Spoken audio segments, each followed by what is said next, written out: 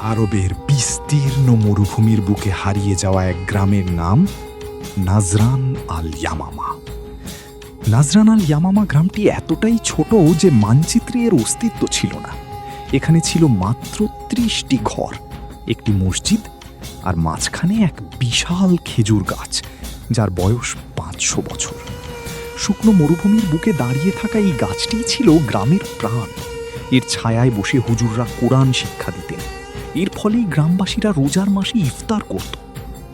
একদিন হঠাৎ করেই গাছের গোড়া থেকে পানি ওঠা বন্ধ হয়ে গেল। পাতাগুলো হলুদ হতে লাগলো। গ্রামের যুবকেরা বলল, গাছটি মরে যাচ্ছে, কেটে ফেলো। কিন্তু বৃদ্ধ ইব্রাহিম মাথা নেড়ে বললেন, না, এই গাছ শীষ খেজুর গাছ। এটি মরলে এই মরুভূমি থেকে বরকত চলে যাবে।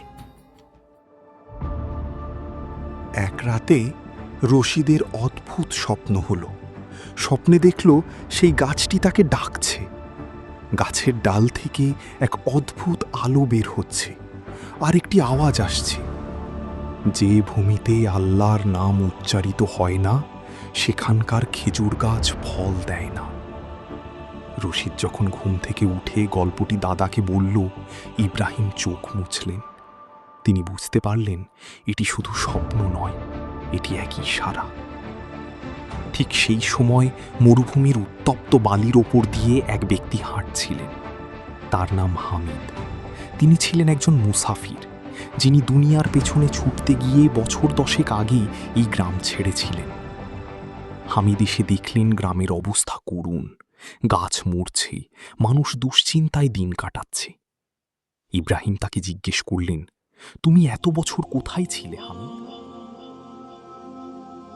হামিদ মাথা নিচু করে বলল, আমি দুনিয়ার সুখ খুঁজেছি ইব্রাহিম চাচা। বড় বড় শহরে ঘুরেছি, কিন্তু কোথাও সেই শান্তি পাইনি যা এই গ্রামের মাটির গন্ধে আছে। পরদিন ফজরের নামাজের পর সবাই জড়ো হলো গাছের নিচে। ইব্রাহিম বললেন, আমরা ভুলে গেছি এই গাছটি একদিন আল্লাহর রহমতের নিদর্শন ছিল। চলো সবাই হাত তুলি, দোয়া করি। সেই মরুভূমির প্রান্তরে, যেখানে ছিল না কোনো নদী, ছিল না কোনো সবুজ ঘাস, সেখানে 30টি মুসলিম হাত আকাশের দিকে উঠল। একই সাথে সিজদায় পড়ে গেলেন ইব্রাহিম, রশিদ, হামিদ, উম্মে সালমা, সবাই। হে আল্লাহ, যে ভূমিতে তোমার নাম উচ্চারিত হয় সেখানে বরকত দান করো। এই মরুভূমিকে তুমি শুকিয়ে যেতে দিও না। দোয়ার কিছুক্ষণ পর রশিদ দৌড়াতে দৌড়াতে চিৎকার করে উঠল, দাদা, ওই দেখুন!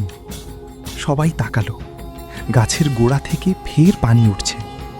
তবে শুধু পানি নয়, অদ্ভুত ব্যাপার হলো সেই পানিতে সুগন্ধি ছিল। হামিদ সেই পানি হাতে নিয়ে চোখের পাতায় লাগালেন, তারপর কাঁদতে শুরু করলেন। ইয়া আল্লাহ, এটাই সেই শান্তি যা আমি এতটা বছর ধরে খুঁজেছি। আর সেই রাতেই গাছের হলুদ পাতাগুলো আবার সবুজ হয়ে গেল। ডালে ডালে নতুন খেজুর ধরতে শুরু করল। সেই থেকেই গ্রামে আর পানির অভাব হয়নি। খেজুর গাছটা আজও দাঁড়িয়ে আছে, মরুভূমির বুকে বরকতের প্রতীক হয়ে। রশিদ বড় হয়ে গ্রামের ইমাম হল। প্রতিদিন ফজরের পর সে শিশুদের গল্প শোনায়। যখন তুমি দেখবে কোনো কিছু শুকিয়ে যাচ্ছে, সেটি গাছ কিংবা মানুষের মন, জেনে রেখো আসল কারণ হলো সেখানে আল্লাহর নাম কম উচ্চারিত হচ্ছে। একবার সেজদায় পড়ে সত্যিকার অর্থে আল্লাহকে ডাকো, তাহলে শুষ্ক মরুভূমিও প্রাণ ফিরে পাবে।